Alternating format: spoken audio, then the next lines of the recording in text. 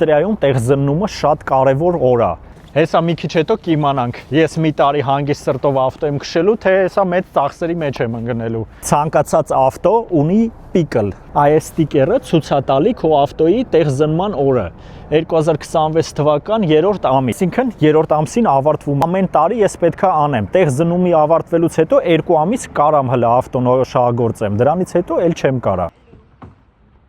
Հենա աշխատողը իմը նստում է, տանի ներս։